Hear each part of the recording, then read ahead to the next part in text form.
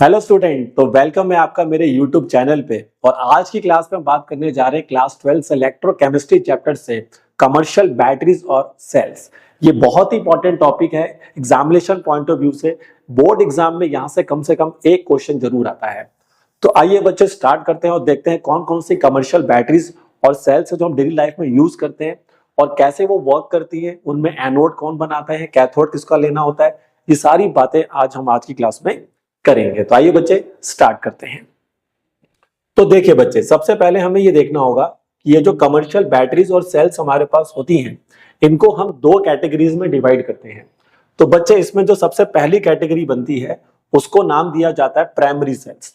ठीक है, तो तीन कैटेगरी होंगी, प्राइमरी सेल्स, सेकेंडरी सेल्स और फ्यूल सेल्स। ठीक है, सबसे पहले हम बात करेंगे प्राइमरी सेल्स की। प्राइमरी सेल्स में अगर हम आते हैं, देखिए तो a cell which can not be recharge, मतलब ये सेल जो होते हैं आप इनको रिचार्ज नहीं कर सकते हैं। ये एक बार यूज किए जाते हैं और जब ये इनका जो जैसे क्या होता है, अब जो हम ये पढ़ रहे हैं, देखिए इसको क्या बोलेंगे, इलेक्ट्रोकेमिकल सेल। मतलब जब ये आपके अंदर केमिकल रिएक्शंस करते हैं और उन केमिकल रिएक्शंस की मदद से ये इलेक्ट्रिसिटी को प्रोड्यूस करते हैं, तो इनको हम इलेक्ट्रोकेमिकल सेल कहते हैं। तो इलेक्ट्रोकेमिकल सेल जब पूरा एनर्जी इनका कन्वर्ट हो जाता है केमिकल टू इलेक्ट्रिक, तो ये फिर यूजेबल नहीं रहते हमारे लिए। तो इनको एक ही बार यूज किया जा सकता है और उसके बाद इनको थ्रो किया जाता है। तो इसलिए इनको प्राइमरी सेल कहते हैं। अब उसका रीजन अगर टीचर पूछता है कि भाई इनको रिचार्ज क्यों नहीं कर सकते, तो लिख रहे हैं this can not B these cells are non rechargeable because reactions at anode and cathode cannot be reversed। क्योंकि एनोड और कैथोड अभी हम पढ़ेंगे, जब भी कोई सेल्स बनता है तो उसमें एनोड और कैथोड रखते हैं, लेकिन यहाँ पर एनोड और कैथोड पे होने वाले रिएक्शंस को रिवर्स नहीं किया जा सकता है। क्योंकि जब रिएक्शन रिवर्स नहीं होगा तो वापस वो सब्सटेंस फॉर्म नहीं हो पाएंगे और आप उसको रिचार्ज नहीं कर पाएंगे। इसमें हमारे को दो सेल्स पढ़ने, one is called dry cells, उसके बाद मर्करी सेल्स। तो आज की क्लास में हम ड्राई सेल की भी बात करेंगे और मर्करी सेल की भी बात करेंगे। ड्राई सेल का एक और नाम होता है लक्लांचे सेल, और मर्करी सेल को हम बटन सेल भी कहते हैं। जो हमारी वॉचेस, जो हमारी रिस्ट वॉचेस होती हैं, उनमें ये यूज किया जाता है। ड्राई सेल जनरली जो क्लॉक होती है, जो वॉल क्लॉक्स होती है, उनमें जनरली यूज किया जाता है। टॉयज वगैरह में भी यूज किया जाता है।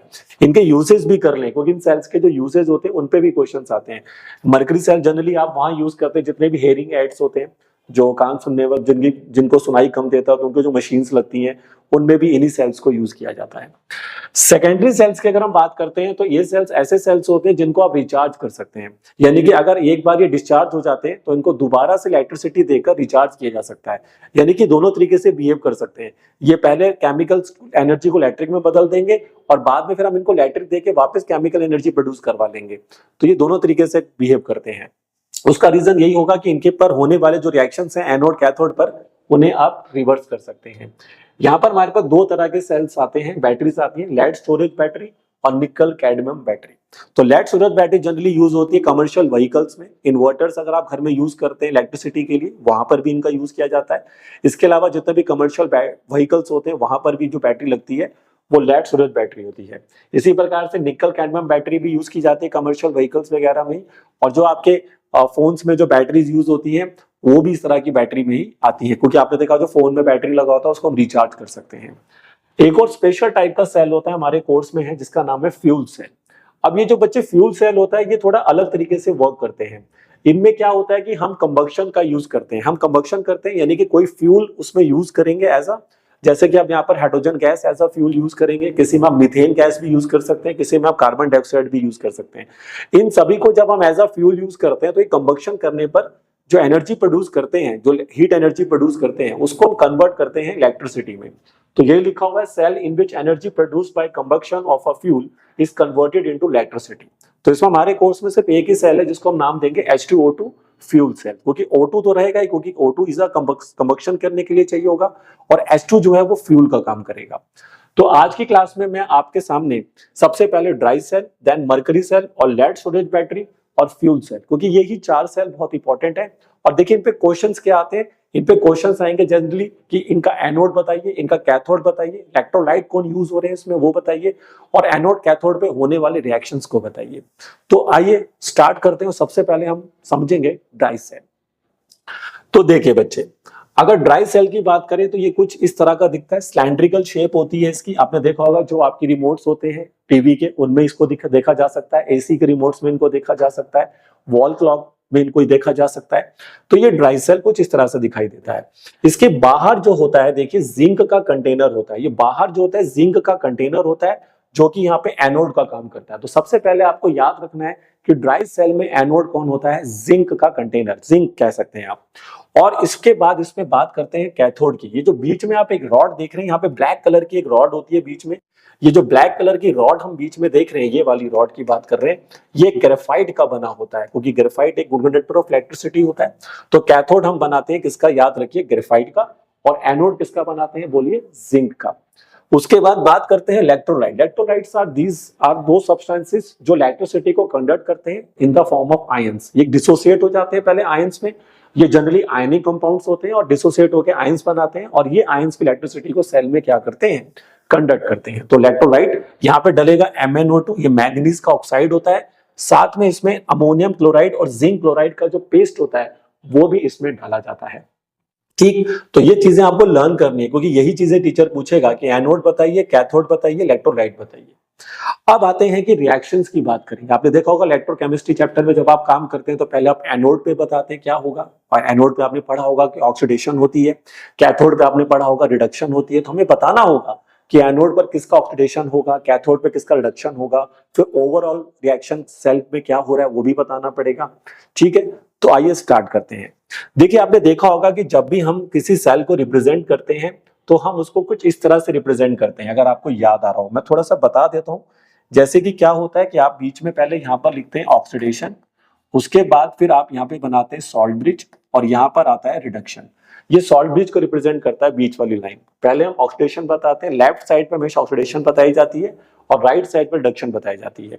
तो अगर आप यहाँ पे देखें तो ये चीज आपको लर्न करनी है, देखिए तभी आप रिएक्शंस कर पाएंगे। रिएक्शन नहीं रटना है, रिएक्शन कैसे करना है वो तो मैं सिखा दूंगा आपको, लेकिन आपको जो लर्न करना है वो जो मैंने सेल रिप्रेजेंटेशन लिखा हुआ है ये आपको लर्न करना है कि कौन किस में ऑक्सीडाइज्ड होगा और कौन किस में रिड्यूस्ड होगा। That you have to learn, उसके बाद कुछ भी लर्न नहीं करना है। देखिए तो याद रखना है कि एनोड पर के जिंक, क्योंकि एनोड पर ऑक्सीडेशन होगा तो ऑक्सीडाइज किसका होगा, जिंक का Zn2+ में। तो आपने याद करना है कि जिंक, क्योंकि एनोड जिंक का था, तो जिंक ऑक्सीडाइज्ड होके क्या बनाएगा, Zn2+। तो ये चीज को याद रखिए। और ये जो मैंने बीच में रखा ये तो इलेक्ट्रोलाइट्स हो गए। अब ये आता है रिडक्शन वाला पार्ट। रिडक्शन वाले पार्ट में याद रखना है कि जो हमने MnO2 लिया था, MnO2 लिया था इलेक्ट्रोलाइट, अगर आपको याद हो, तो MnO2 रिड्यूस्ड होके बनाएगा MnOHO। तो बस ये याद रखो कि जिंक बनाएगा Zn2+, और रिडक्शन वाले पार्ट में MnO2 रिड्यूस होके बनाएगा MnOHO। तो आइए अब इन रिएक्शंस को कंप्लीट करके लिखते हैं। तो सबसे पहले आपको टीचर को बताना होगा कि भाई रिएक्शन एट एनोड क्या होगा। देखिए तो कैसे लिखना है, ध्यान से देखते जाइए। आपने लर्न कर लिया था कि जिंक ऑक्सीडाइज्ड होकर, बोलिए क्या बनाएगा, Zn2+ बनाएगा। ठीक है भाई, ये आपने लर्न कर लिया था कि Zn ऑक्सीडाइज्ड होकर क्या बनाएगा, Zn2+ बनाएगा। अब मुझे एक बात बताइए कि ऑक्सीडेशन में इलेक्ट्रॉन लॉस होता है कि गेन होता है, इतना तो बच्चे को आना चाहिए। ऑक्सीडेशन में इलेक्ट्रॉन लॉस होता है। तो अगर भाई ये Zn से Zn2+ गया तो कितना ऑक्सीडेशन नंबर बढ़ा, देखिए यहाँ पर इसका 0 होगा और ये यहाँ पे +2 होगा। तो अगर कोई चीज 0 से +2 में जा रही है तो दैट मींस उसे 2 इलेक्ट्रॉन लॉस किए होंगे। देखिए अगर जिस बच्चे को फिर भी इनमें कंफ्यूजन होता है तो मेरी 2 बातें याद रखिए। इलेक्ट्रॉन उतना ही लॉस करा दीजिए जितना ऑक्सीडेशन नंबर इंक्रीज होता है, और इलेक्ट्रॉन उतना ही गेन करा दीजिए जितना ऑक्सीडेशन नंबर डिक्रीज होता है। तो ऑक्सीडेशन नंबर कितना बढ़ा कितना घटा उससे डिसाइड होता है कि इलेक्ट्रॉन कितना ऐड होगा या लॉस होगा। ठीक है, देखिए तो 0 से अगर कोई चीज +2 होगी तो 2 इलेक्ट्रॉन क्या कर देगी दोस्त, लॉस कर देगी। ठीक है, और उसके बाद चेक करिए कि यहाँ पर सारे एटम बैलेंस हैं कि नहीं, यहाँ पे सारा चार्ज बैलेंस है कि नहीं। एक एक चीज बैलेंस होना चाहिए। रिडॉक्स चैप्टर पढ़ा था ना क्लास 11th में, जहाँ पे बैलेंसिंग कराई गई थी, वो चीज आपको यहाँ पे आनी चाहिए। तो मैं देख सकता हूँ कि यहाँ पे रिएक्शन ऑलरेडी बैलेंस है। एक जिंक एटम है, एक जिंक एटम है, इधर 2 पॉजिटिव चार्ज है, 2 इलेक्ट्रॉन से 2 नेगेटिव चार्ज भी आ गया, तो राइट साइड पे 0 चार्ज हो गया और लेफ्ट साइड पे भी 0 चार्ज है। तो हमें और कुछ एक्स्ट्रा करने की जरूरत नहीं है। ठीक, तो ये हो गया दोस्त एनोड का रिएक्शन। अब हम बात करते हैं कि कैथोड पर क्या हो रहा होगा। तो अभी आपने देखा था कि कैथोड में MnO2 को कन्वर्ट करना है MnOHO में। तो पहले ही तो ये लिख दीजिए, तो आप लिख देंगे कि MnO2, ध्यान से देखते जाइए, रिएक्शन रटना नहीं है, मैं समझा रहा हूं आपको। बहुत सारी वीडियोस आप देख लीजिए, सीधा बच्चे वहां पे समझाया जाता है रिएक्शन याद कर लो, ऐसे ही रिएक्शन होते हैं, स्कूल में भी ऐसे ही पढ़ाया जाता है, लेकिन हर चीज के पीछे का रीजन होता है, वो पकड़िए आप, ठीक है। लर्न क्या करना है बस वो मैंने आपको बता दिया है, रिएक्शन में बनाना सिखा दूंगा आपको। तो MnO2 से आपको क्या बनाना है दोस्त, MnOHO, इतना समझ में आ गया। तो ये रिड्यूस हो गया। अब रिड्यूस हुआ है तो इलेक्ट्रॉन क्या होना चाहिए, गेन होना चाहिए। तो कितना इलेक्ट्रॉन गेन होगा आइए देखते हैं। तो आइए देखना पड़ेगा कितना ऑक्सीडेशन नंबर डिक्रीज हुआ है। तो Mn का ऑक्सीडेशन नंबर निकालिए, यहाँ पर X ले लेंगे Mn का, 2 ऑक्सीजन का -2 इक्वल टू में 0 लेंगे। आई होप ये सब आता होगा। तो X की वैल्यू कितनी आएगी, +4, यानी Mn का ऑक्सीडेशन नंबर यहाँ पे कितना है, +4 है। और उसी लॉजिक को अगर आप राइट साइड पे भी यूज करेंगे, उसी लॉजिक को अगर आप राइट साइड पे भी यूज करेंगे तो ये वैल्यू आपको यहाँ पे मिलेगी +3। Mn को X ले लीजिए, 2 ऑक्सीजन का -4 आ जाएगा, 1 हाइड्रोजन का +1 आएगा, तो आंसर मिलेगा +3। तो अगर कोई चीज +4 से +3 में जा रही है तो बताइए कितना डिक्रीज हो गया, 1 ऑक्सीडेशन नंबर डिक्रीज हो गया। तो जितना डिक्रीज हुआ है उतना ही इलेक्ट्रॉन गेन करा दीजिए। तो मैं कितना इलेक्ट्रॉन गेन कराऊंगा भाई, 1 इलेक्ट्रॉन यहाँ पे गेन करा दूंगा। आई होप यहां तक सभी बच्चों को समझ में आ रहा होगा, ठीक है। अब हम देखेंगे कि सब चीजें बैलेंस्ड है कि नहीं है। तो मैंने देखा कि अभी तो चीजें बैलेंस नहीं है यहाँ पे ढंग से, क्योंकि Mn अगर आप देखें तो ऑक्सीजन यहाँ पे 2 है, वहां पे ऑक्सीजन 2 है, ठीक है, लेकिन वहां पर हाइड्रोजन भी नजर आ रही है भाई साहब। अब ये बात समझने वाली होगी कि यहाँ पर हम हाइड्रोजन कहाँ से लाएंगे। तो भाई अब हमने इसमें और भी तो इलेक्ट्रोलाइट डाले थे, like ammonium chloride, zinc chloride. तो भाई ये जो अमोनियम क्लोराइड होगा ये डिसोसिएट होगा। तो भाई अमोनियम क्लोराइड डिसोसिएट होके क्या बनाता है, NH4+ और Cl-। तो जो हाइड्रोजन इसको मिल रहा है यहाँ पर वो अमोनियम आयन से मिलेगा, ठीक है भाई। तो यहाँ पर आपको ऐड करना पड़ेगा एक अमोनियम आयन। तो ये देखिए मैंने यहाँ पर ऐड कर दिया NH4+। NH4+ क्यों सर आपने ऐड किया, क्योंकि भाई ये NH4+ इसको हाइड्रोजन देगा, तभी तो यहाँ पर मैं OH ला पाऊंगा, बैलेंसिंग कैसे करूंगा। तो आइए अब देखते हैं क्या मामला हुआ। तो आप देख सकते हैं यहाँ पर हाइड्रोजन, यहाँ पर भी हाइड्रोजन आ गई, यहाँ पर N आ गया। लेकिन अब हम देख रहे हैं कि उधर भी तो वो चीजें बैलेंस होनी चाहिए। देखिए अब यहाँ पर टोटल चार्ज कितना है, यहाँ पे टोटल चार्ज इस पे 1+, 1-, तो ये न्यूट्रल हो गया, इधर भी न्यूट्रल है, ठीक है। ये चार्ज मत ले लेना, ये तो ऑक्सीडेशन स्टेट लिखी है मैंने +4 +3। यहां से चार्ज लेना, 1 इलेक्ट्रॉन पे 1 नेगेटिव और NH4+ पे 1 पॉजिटिव, तो 1+, 1 नेगेटिव न्यूट्रल हो गया। अब ये भी न्यूट्रल है, लेकिन भाई यहाँ पर NH4+ आ गया। अब ये NH4+ जब इधर जाएगा तो ये कन्वर्ट होगा, क्योंकि NH4+ भी वहां पर कन्वर्ट होगा। तो ये NH4+ यहाँ पे कन्वर्ट होके बनाता है दोस्त NH3, ये NH3 में कन्वर्ट हो जाता है। तो याद रखिए NH4+ वहां जाके कन्वर्ट होके क्या बना देगा, NH3 बना देगा।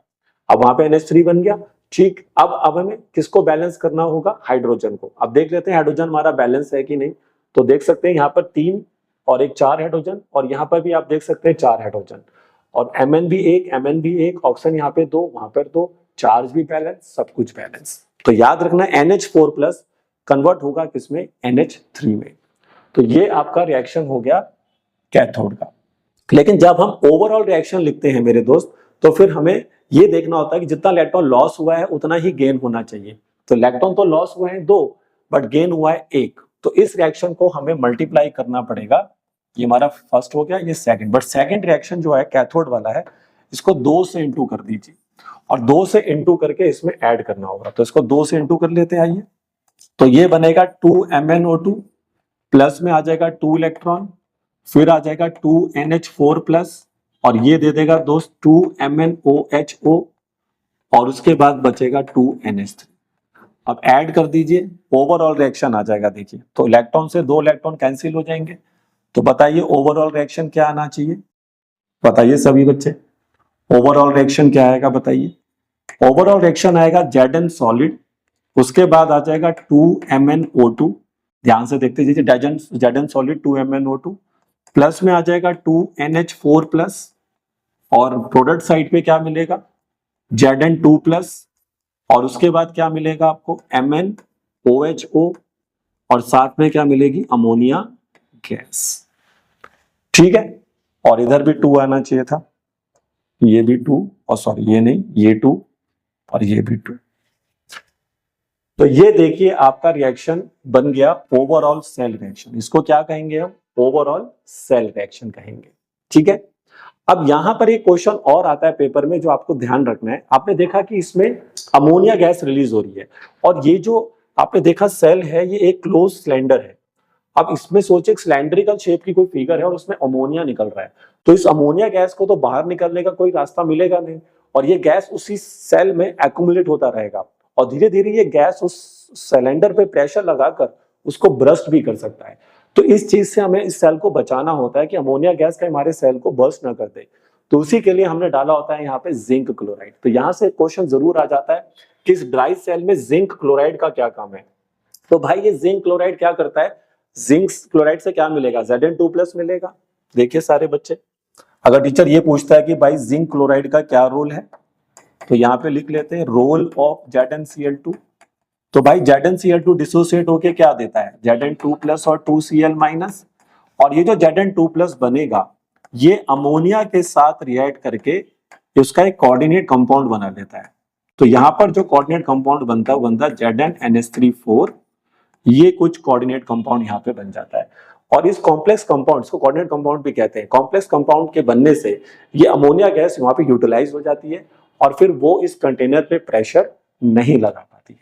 तो इसलिए अमोनिया गैस को हटाना यहाँ से बहुत जरूरी होता है और उसी के लिए हम यूज करते हैं जिंक क्लोराइड। तो आई होप सभी बच्चों को समझ में आया होगा कि कैसे आपने ड्राई सेल के साथ काम करना है और कैसे इसके रिएक्शंस को, एनोड कैथोड के रिएक्शंस को याद करना होगा और उसके बाद सब चीजों को समझना होगा। तो आइए स्टूडेंट अब बात करते हैं नेक्स्ट सेल की। नेक्स्ट सेल है हमारे पास मरकरी सेल, जिसको हम बटन सेल भी कहते हैं। इसमें आप देखेंगे तो एनोड इसमें भी जिंक का होता है, यानी कि ड्राई सेल में भी एनोड जिंक का था, मरकरी सेल में भी एनोड जिंक का होता है। लेकिन यहाँ पर हम कैथोड लेते हैं HgO, ये मरकरी का ऑक्साइड होता है HgO, और साथ में डालते हैं कार्बन। इलेक्ट्रोलाइट यहाँ पे यूज करना है आपको KOH इसका मेल इलेक्ट्रोलाइट होता है और साथ में ZnO एज अ पेस्ट के रूप में डाला जाता है। तो ये हो गया इसके एनोड, कैथोड और इलेक्ट्रोलाइट। फिर मैंने क्या कहा था, आपको सिर्फ लर्न करना है सेल का रिप्रेजेंटेशन। रिएक्शन तो मैं बनाना सिखा दूंगा, आपको बस सेल का रिप्रेजेंटेशन याद होना चाहिए कि कौन किस में कन्वर्ट होगा। तो ये हो गया ऑक्सीडेशन वाला पार्ट। तो याद रखना है Zn ऑक्सीडाइज होके बनाएगा ZnO और HgO जो हमारा कैथोड साइड पे था वो रिड्यूस होके बनाएगा Hg, और जो मैंने बीच में लिखा हुआ है ये तो हमारे इलेक्ट्रोलाइट है KOH और HgO। तो आइए सबसे पहले हम बात करते हैं एनोड पर क्या होगा। चलिए तो आइए बच्चे सबसे पहले देखते हैं एनोड का रिएक्शन। अगर आप एनोड पर आते हैं तो आपने देखा कौन किस में बदल रहा है, Zn ZnO में बदल रहा है। तो आप उसको बदल दीजिए, ZnO को कन्वर्ट कर दीजिए ZnO में। ठीक है भाई, तो Zn को हमने कन्वर्ट कर दिया ZnO में। अब आप देखिए कितना ऑक्सीडेशन नंबर बढ़ा, क्योंकि ऑक्सीडेशन नंबर के हिसाब से हम दिमाग लगाएंगे कितना इलेक्ट्रॉन लॉस होगा। तो जिंक का ऑक्सीडेशन नंबर यहाँ पर होगा 0 और यहाँ पर इसका हो जाएगा +2। जिंक की बात कर रहा हूँ, ऑक्सीजन -2 पे रहेगा तो जिंक आ जाएगा +2 पे। तो कोई चीज अगर 0 से +2 जा रही है तो कितने इलेक्ट्रॉन लॉस करेगी भाई, 2। तो यहाँ पर आप लॉस करा दीजिए कितने इलेक्ट्रॉन, 2 इलेक्ट्रॉन। ठीक भाई, आई होप इतना समझ में आ रहा होगा। 2 इलेक्ट्रॉन हमने लॉस करा दिए। चलिए बच्चे तो आगे बढ़ते हैं। अब हम देखते हैं कि चार्ज बैलेंस हुआ कि नहीं। तो भाई अभी चार्ज बैलेंस नहीं हुआ, ये तो ऑक्सीडेशन स्टेट लिखा है मैंने, ठीक है, इसको हटाइए। ये देखिए अब चार्ज यहाँ पर देखिए प्रोडक्ट साइड पे 2 नेगेटिव आ गया, लेकिन रिएक्टेंट साइड पे कोई भी चार्ज नहीं है, न्यूट्रल है, तो इधर भी 2 नेगेटिव होना चाहिए। तो अब देखिए जिंक को आपने ऑक्सीजन दिया है, अब जिंक को ऑक्सीजन देगा कौन भाई, इलेक्ट्रोलाइट देगा। आपने इलेक्ट्रोलाइट क्या यूज किया था दोस्त, KOH। KOH डिसोसिएट होने के बाद बनाता है K+ और OH-। मतलब एक काम और कर लिया करें, जो इलेक्ट्रोलाइट्स होते हैं ना उनको डिसोसिएट कर लिया करें पहले, ताकि आइडिया रहेगा कि सोल्यूशन में कौन कौन से आयंस प्रेजेंट है। तो OH- आ गया। अब ये OH- मैं इसको दूंगा यहाँ पे, ताकि, और मैं कितने OH- दूंगा भाई, 2 OH- दूंगा। सर आपने 2 क्यों दिए, 1 दे देते। मैंने कहा भाई मुझे चार्ज भी तो बैलेंस करना होगा, तो चार्ज को बैलेंस करने के लिए मैंने यहाँ पे दिए इसको 2 OH-, ताकि 2 इलेक्ट्रॉन, 2 नेगेटिव इधर हो गया, 2 नेगेटिव इधर हो गया, चार्ज बैलेंस हो गया। अब देखेंगे कि ऑक्सीजन और हाइड्रोजन बैलेंस है कि नहीं। तो भाई इधर कितने हाइड्रोजन हो गई, 2। अब 2 हाइड्रोजन को बैलेंस करने के लिए, हाइड्रोजन को बैलेंस करने के लिए हमेशा वाटर मॉलिक्यूल का यूज किया जाता है, याद रखिए। तो हाइड्रोजन यहाँ पर अगर 2 है तो उधर कितने वाटर डालने पड़ेंगे, 1, क्योंकि 1 वाटर से बात बन जाए, क्योंकि वाटर के एक मॉलिक्यूल में 2 हाइड्रोजन होती हैं। तो हो गया आपका रिएक्शन तैयार। देखा कितना आसान है। बस आपको ये याद करना था कि Zn को किस में कन्वर्ट करना है, ZnO में। बाकी कहानी हम खुद कर लेंगे। ठीक, चलिए अब हम बात करते हैं कैथोड पर क्या होगा। चलिए कैथोड पर क्या होगा। देखिए अब वैसे तो हम इसको वैसे ही बैलेंसिंग करके बनाया जा सकता है, लेकिन मेरे पास इसकी बहुत ही शानदार ट्रिक है, क्योंकि देखो पेपर में समय भी तो बचाना होता है। तो देखो शानदार ट्रिक बताता हूं कैथोड के रिएक्शन को लिखने की। कुछ नहीं करना है, इस रिएक्शन को पहले रिवर्स कर दो। ठीक है भाई, ये जो रिएक्शन लिखा है इसको रिवर्स करके लिखो। चलो मेरे साथ लिखो सारे बच्चे। सर ZnO सॉलिड, फिर उसके बाद 2 इलेक्ट्रॉन, और इधर आ जाएगा ZnO सॉलिड उसके साथ 2 इलेक्ट्रॉन प्लस में H2O, और इधर आ जाएगा Zn के साथ ये, और प्लस में आ जाएगा 2OH माइनस। ठीक है सर, लिख दिया। अब एक बच्चा कह रहा है सर कैथोड में तो जिंक था ही नहीं। अरे कैथोड में जिंक नहीं था? हाँ हाँ सर कैथोड में जिंक नहीं था, कैथोड पे तो मरकरी था। मैंने कहा बिल्कुल सही कह रहा है भाई तू तो। कुछ नहीं करो, आप सारी जिंक को हटा के मरकरी लिख दो। अरे सर क्या बोला आपने? सारे जिंक को हटा के मरकरी लिख देंगे, रिएक्शन हो जाएगी? मैंने कहा हाँ भाई बिल्कुल हो जाएगी। सारे जिंक को हटा के मरकरी लिख दो। ये देखिए ये हो जाएगा HgO, और इधर भी आ जाएगा Hg। ये खत्म हो गया भाई, कैथोड का रिएक्शन हो गया दोस्त। तो ध्यान से देखिए, एनोड से कैथोड बनाना बहुत आसान है, रिएक्शन रिवर्स करके कर देना, और जिंक को हटा के क्या लिख देना, मरकरी लिख देना, तो बन जाएगा। क्योंकि HgO Hg में कन्वर्ट हुआ था, ये देखिए HgO Hg में कन्वर्ट हुआ था। चलिए अब इन दोनों को ऐड करते हैं और हमें मिल जाएगा ओवरऑल रिएक्शन। तो ओवरऑल सेल रिएक्शन बोलो अब क्या आता है, करो इन दोनों को ऐड। देखो इलेक्ट्रॉन तो पहले से बैलेंस्ड है, तो किसी को मल्टीप्लाई करने की जरूरत है नहीं। 2 इलेक्ट्रॉन लॉस हो रहे हैं, 2 गेन हो रहे हैं, तो इलेक्ट्रॉन को उड़ा दो मेरे दोस्त। तो बोलो क्या आंसर आने वाला है। Zn सॉलिड, देखिए 2 OH माइनस से 2 OH माइनस भी उड़ गए, H2O से H2O भी उड़ गया। तो बोलो क्या मिला, Zn solid HgO solid gives you ZnO solid plus में Hg सॉलिड। ये इसका ओवरऑल सेल रिएक्शन होता है। Zn solid HgO solid gives you ZnO solid plus Hg solid. अगर अब बच्चा इस ध्यान को ध्यान से देखे तो वो देखेगा कि भाई इसके सॉल्यूशन में ओवरऑल सेल में कोई भी आयंस नहीं आया, और जब इसके यहाँ पर कोई भी आयंस नहीं आएगा, ठीक है, यहाँ पर कोई भी किसी भी प्रकार का आयंस नहीं आएगा, शायद मरकरी लिक्विड स्टेट में आना चाहिए क्योंकि रूम टेम्परेचर भी लिक्विड स्टेट पे होता है। तो अब यहाँ पर आप देखिए तो कोई भी आयंस नहीं आ रहा है। अगर यहाँ पे कोई भी आयंस नहीं आ रहा तो यहाँ से भी टीचर एक क्वेश्चन पूछता है कि मरकरी सेल हमेशा कांस्टेंट वोल्टेज क्यों देता है। क्वेश्चन देखिए, why mercury cell gives constant voltage. तो अगर ये क्वेश्चन पेपर में आता है कि मरकरी सेल कांस्टेंट वोल्टेज क्यों देते हैं, तो उसका रीजन होता है, ठीक है, जैसे ड्राई सेल होता है ना, तो उसकी वोल्टेज धीरे धीरे डिक्रीज होती जाती है। शुरू में वो काम करते हैं, धीरे उनकी वोल्टेज थोड़ा कम हो जाता है स्टार्टिंग से, लेकिन ये कांस्टेंट वोल्टेज देते हैं थ्रू आउट द लाइफ। कौन? Mercury cells. उसका रीजन होता है कि इनके ओवरऑल सेल रिएक्शन में कोई आयंस नहीं है जिसकी concentration time to time decrease हो जाएगी। तो यहाँ पे हम क्या रीजन देंगे? रीजन देंगे भाई, no ions is present, no ions is present in overall cell reaction. Overall cell reaction के अंदर कोई भी आयंस प्रेजेंट नहीं है whose concentration will डिक्रीज, जिसकी कॉन्सेंट्रेशन डिक्रीज हो, क्योंकि कॉन्सेंट्रेशन पे ही तो सेल का ईएमएफ डिपेंड करता है, पढ़ा होगा नर्स इक्वेशन में। तो अगर जब कॉन्सेंट्रेशन डिक्रीज ही नहीं हो रही, कुछ फर्क ही नहीं पड़ रहा, यहाँ पे आयंस ही नहीं है कोई, तो फिर सेल की ईएमएफ पे भी कोई फर्क नहीं पड़ेगा। तो ये भी शायद क्वेश्चन आ जाता है एग्जाम में, इसको जरूर करके जाएं सभी बच्चे। तो आइए स्टूडेंट बात करते हैं अपने अगले सेल की। अब ये जो हम सेल करने जा रहे हैं ये है सेकेंडरी सेल। अभी तक हमने जो 2 सेल पढ़े वो प्राइमरी में आते हैं, ये सेकेंडरी सेल्स में आता है, मतलब ये रिचार्जेबल होगा। ठीक है, तो लेड सोडियम बैटरी में अगर आप देखें तो उसका सेल कुछ इस प्रकार से नजर आता है। यहाँ पे ऑल्टरनेट पोजीशन पर एनोड कैथोड लगा होता है। एनोड हमने यहाँ पे बना रखा है लेड का यानी कि Pb, और कैथोड हमने बना रखा है लेड ऑक्साइड का यानी कि PbO2 का। ठीक है, एनोड पर जब भी इलेक्ट्रोकेमिकल सेल, अभी हम इलेक्ट्रोकेमिकल सेल पढ़ रहे हैं, तो इलेक्ट्रोकेमिकल सेल जब सेल इलेक्ट्रोकेमिकल की तरह बिहेव करता है तो उसमें एनोड पे नेगेटिव होता है, कैथोड पे पॉजिटिव होता है। लेकिन जब इलेक्ट्रोलिटिक बन जाएगा तो फिर एनोड पर पॉजिटिव और कैथोड पे नेगेटिव होता है। तो 2 तरह के सेल होता है, हमने पढ़ा होगा, इलेक्ट्रोकेमिकल जो कि केमिकल से इलेक्ट्रिक बनाते हैं, और इलेक्ट्रोलिटिक जो वापस इलेक्ट्रिक से केमिकल बनाते हैं। तो ये दोनों तरीके से बिहेव करेंगे क्योंकि ये रिचार्जेबल है। ठीक है भाई, तो एनोड पर Pb, कैथोड पर PbO2, और इलेक्ट्रोलाइट यहाँ पे यूज होता है 38% H2SO4 का सॉल्यूशन, 38% W/V का सॉल्यूशन यहाँ पे यूज किया जाता है एज ए सल्फ्यूरिक एसिड। ठीक है, अब जैसे कि मैंने कहा था सेल रिप्रेजेंटेशन आपको याद होना चाहिए, तो इसका सेल रिप्रेजेंटेशन देख लीजिए बच्चे, और इसी से मैं एनोड कैथोड के रिएक्शन लिख दूंगा। तो यहाँ पर ऑक्सीडाइज होता है पीबी PbSO4 में, यानी लेड सल्फेट बना लेता है, पीबी PbSO4 बनाता है। तो ये हो गया ऑक्सीडेशन वाला पार्ट, ये तो इलेक्ट्रोलाइट हो गया बीच में, ये हो गया रिडक्शन वाला पार्ट। और यहाँ पे रिडक्शन किसका होगा, PbO2 का, जो हमारा कैथोड था।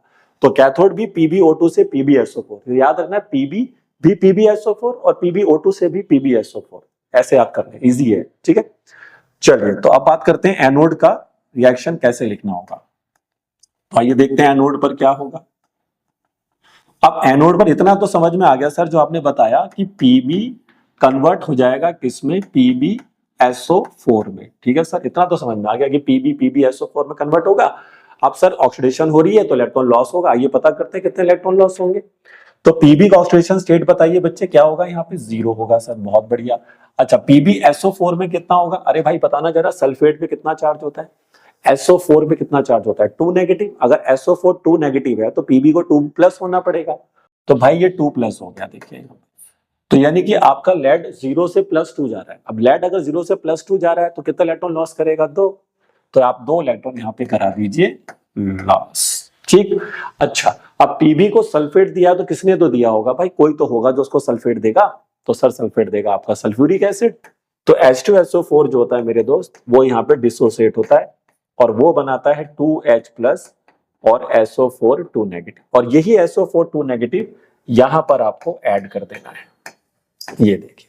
तो SO4 2 नेगेटिव हो गया। अब देखो मेरा चार्ज भी बैलेंस हो गया, 2 नेगेटिव 2 नेगेटिव, और सब कुछ बैलेंस है, सल्फर ऑक्सीजन सब बैलेंस हो गए, देखिए, ठीक है। तो ये बन गया आपका एनोड का रिएक्शन, ठीक। चलिए तो अब हम बात करते हैं कैथोड की।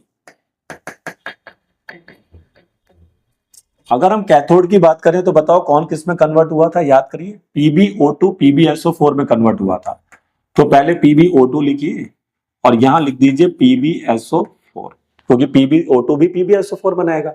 अच्छा Pb में लेड का ऑक्सीडेशन स्टेट बोलो जल्दी से, ऑक्सीजन -2 लोगे तो कितना आएगा, +4, और ये किस में जाएगा, वही +2। तो अब इस बार ये +4 से +2 जा रहा है, यानी कि 2 इलेक्ट्रॉन क्या कर लिए इसने, गेन, क्योंकि 2 डिक्रीज हुआ ऑक्सीडेशन नंबर, तो 2 इलेक्ट्रॉन आप यहां पर गेन करा दीजिए। चलिए बहुत बढ़िया। लेकिन अब क्या हुआ, इसको सल्फेट फिर देना पड़ेगा भाई, इसको सल्फेट फिर देना पड़ेगा। तो आइए इसको सल्फेट दे देते हैं। अब मैंने देखिए इसको क्या दिया, सल्फेट दिया। अब ध्यान से देखना, यहाँ पे थोड़ा कहानी में ट्विस्ट है। अब मैंने इसको देखे यहाँ पे सल्फेट दे दिया, तो उससे उसको PbSO4 मिल गया, ठीक है। लेकिन अब बताओ लेफ्ट में कितना चार्ज है, जरा कोई बताए जरा, लेफ्ट में टोटल चार्ज कितना है, -2, 2 इलेक्ट्रॉन का, -2 सल्फेट से, टोटल चार्ज आ रहा है सर -4। अब -2 -4 आ गया, तो -4 है, उधर कोई चार्ज नहीं है भाई, 0 चार्ज है, PbSO4 न्यूट्रल है उधर।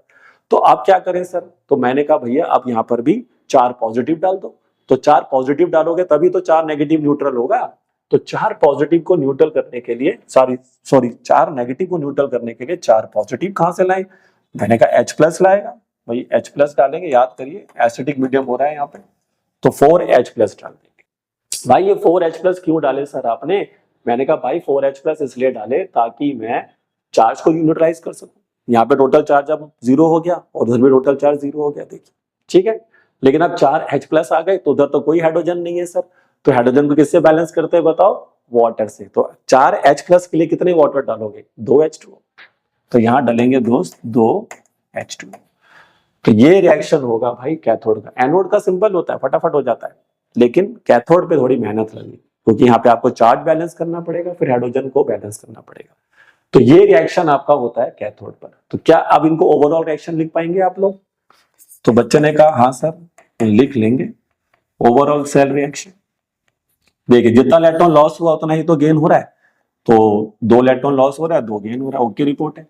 अब इनको जोड़ दीजिए, तो बोलो क्या क्या मिलेगा, Pb मिलेगा सर, PbO2 मिलेगा सर, एक सल्फेट, तो 2 सल्फेट मिलेंगे सर, और बहुत बढ़िया 4H+ भी साथ में आ गए सर।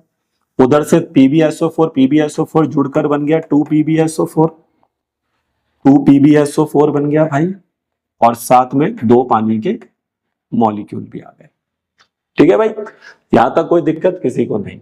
अच्छा अब बताना जरा 4H+ और 2 सल्फेट क्या बनाएंगे, 4H+ और 2 सल्फेट क्या बनाएंगे, तो आइए 2H+ और एक सल्फेट क्या बनाते हैं, एक H2SO4।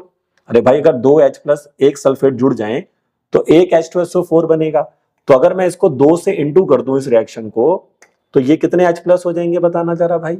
ये हो जाएंगे सर 4H+ और ये हो जाएंगे 2 सल्फेट। तो फिर सर इधर भी 2 हो जाएगा। मैंने कहा हाँ भाई, तो 4H+ और 2 सल्फेट मिलकर बनाएंगे 2H2SO4। ठीक है भाई। अब भाई सिंपल लॉजिक है यार, 2H+ एक सल्फेट मिल रहा है तो एक सल्फ्यूरिक एसिड का मॉलिक्यूल बनता है, तो 4 हो जाएंगे और 2 डबल कर दिया ना मैंने, तो डबल कर दिया तो मॉलिक्यूल भी डबल बनेगा। तो इसका मतलब सर फाइनल रिएक्शन होगा Pb प्लस PbO2 प्लस में 2 सल्फ्यूरिक एसिड के मॉलिक्यूल और इधर बन जाएगा सर 2PbSO4 और 2H2O। ये आ गया इसका ओवरऑल सेल रिएक्शन। ये देखिए, तो ऐसे करना है भाई, रटने का कोई लॉजिक नहीं है मेरे दोस्त। याद क्या करना है वो मैं आपको बता रहा हूं। आप याद करिए सिर्फ एनोड, कैथोड, इलेक्ट्रोलाइट और सेल का डायग्राम और प्लस सेल की रिप्रेजेंटेशन।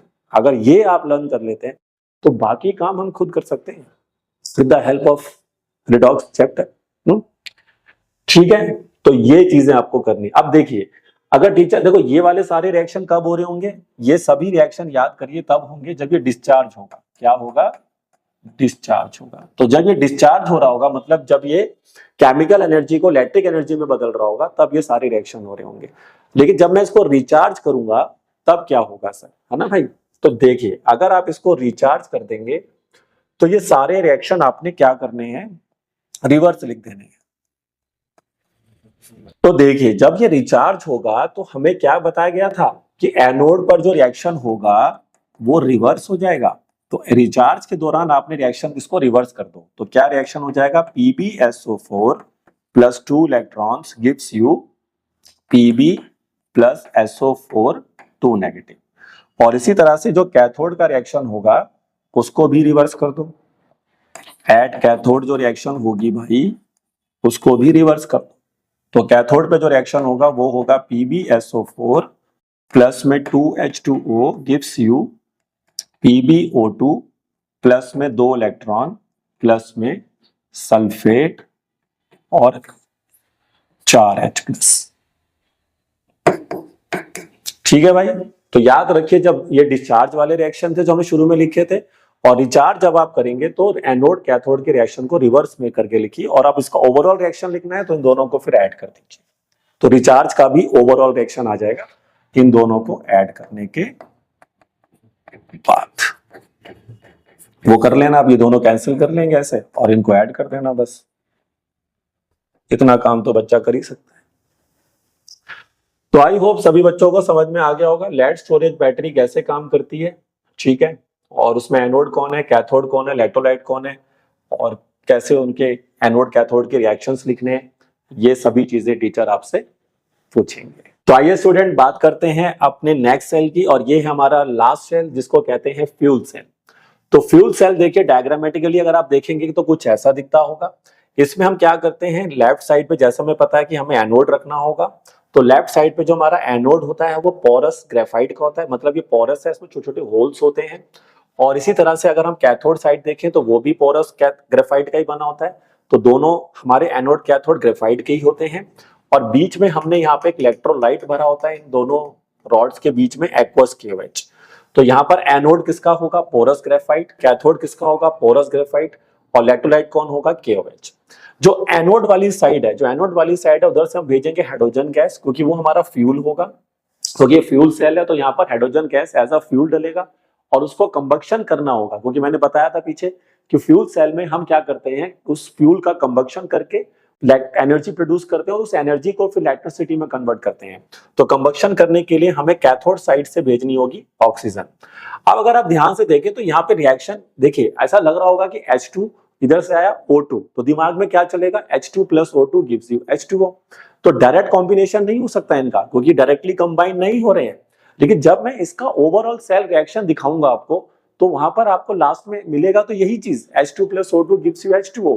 लेकिन they are not directly combined with each other. पहले एनोड पे कोई रिएक्शन होगी, कैथोड पे क्या रिएक्शन होगी, ओवरऑल सेल रिएक्शन आपको यही मिलेगा। तो इसका जो फाइनल प्रोडक्ट होता है इस फ्यूल सेल में वो वाटर होता है, और ये वाटर फिर यहाँ पर एज अ बाई प्रोडक्ट कह सकते हैं उसके रूप में बाहर निकल जाता है और इसी को फिर हम यूज भी कर सकते हैं। फ्यूल सेल जनरली यूज किया जाता है अपोलो स्पेस सेंटर, जितने भी नासा ने अपने स्पेस सेंटर बना रखे हैं वहां पे ये सेल यूज करते हैं, क्योंकि इसका एक बेनिफिट ये हो जाता है कि ये तो यहाँ पर हमारे को वाटर भी एज अ बाय प्रोडक्ट मिल जाता है जिसको यूटिलाइजेशन में हम ला सकते हैं। तो ये बहुत इंपॉर्टेंट चीज है कि फ्यूल सेल कहाँ यूज हो रहा है, अपोलो स्पेस सेंटर में। तो सबके यूजेस मैंने कहा था जो आप जरूर कर लेना।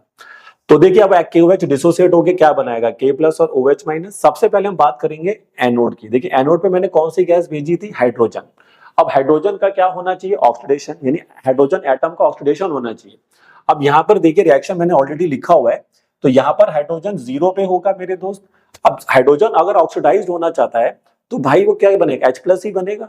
अब हाइड्रोजन H प्लस कैसे बनता है, तो यहाँ पर हाइड्रोजन बनता है H प्लस वाटर के रूप में, क्योंकि वाटर में अगर आप चले जाएं तो H प्लस होता है और OH माइनस होता है, तो इसलिए यहाँ पर ये H2O फॉर्म हो रहा है। देखिए तो आपने ऐसे याद रखना है कि ये जो H है ये कन्वर्ट हो रहा है, इलेक्ट्रॉन लॉस कर रहा है। देखिए H ने इलेक्ट्रॉन लॉस किया, एक इलेक्ट्रॉन, मैं यहाँ समझा देता हूँ। देखिए इस H ने एक इलेक्ट्रॉन लॉस किया तो ये बन गया H प्लस प्लस एक इलेक्ट्रॉन। तो वो H प्लस जो बना वो KOH के द्वारा दिए गए OH माइनस के आयन के साथ कंबाइन हो जाता है। ये OH माइनस कहां से आ रहा है, KOH से आ रहा है। तो ये जैसे ही इस H प्लस को बाहर से OH माइनस मिलेगा तो ये क्या बन जाता है, H2।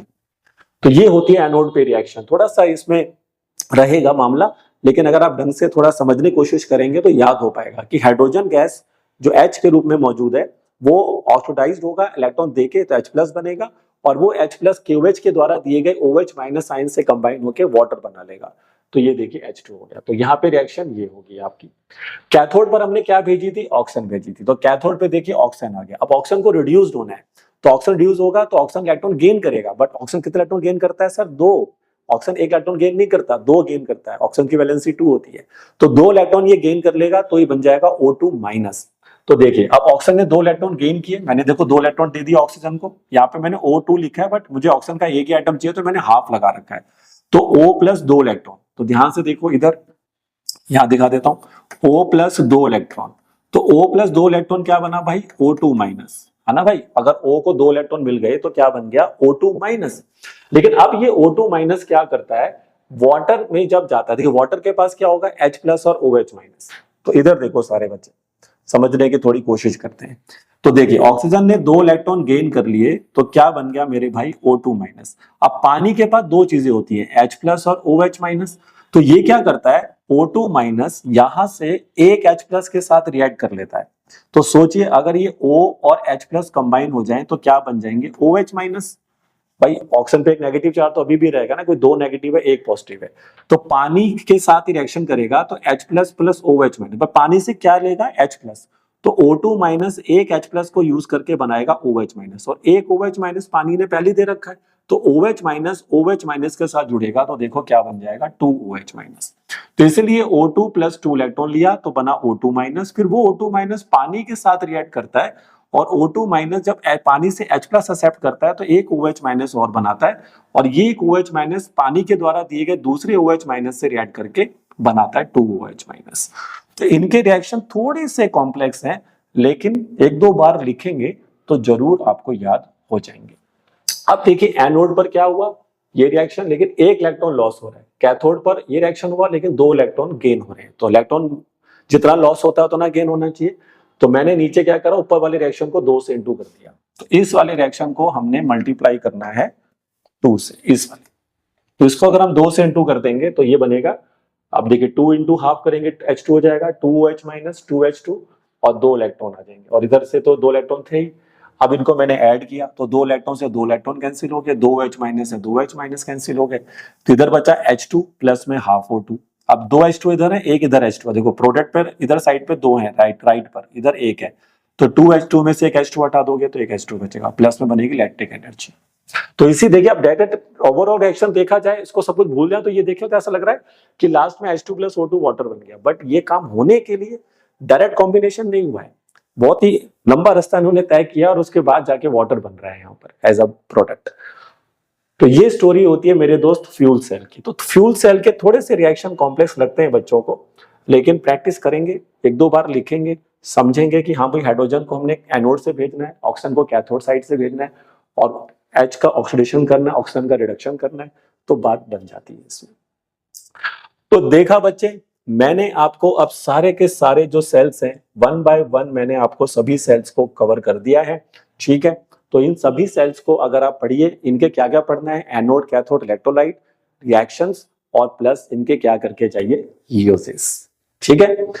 तो आज की वीडियो अच्छी लगी हो तो उसको लाइक और शेयर जरूर किया करें, और हमारे चैनल को अगर आपने सब्सक्राइब नहीं किया है तो कर लीजिए, क्योंकि मैं बार बार एक ही बात बोलता हूं, हम सिर्फ काम की बात करते हैं जो बच्चों को एग्जाम में और लाइफ में हेल्प करती हैं। तो मिलते हैं आपसे नेक्स्ट वीडियो में, तब तक पढ़ते रहिए और मेहनत करते रहिए।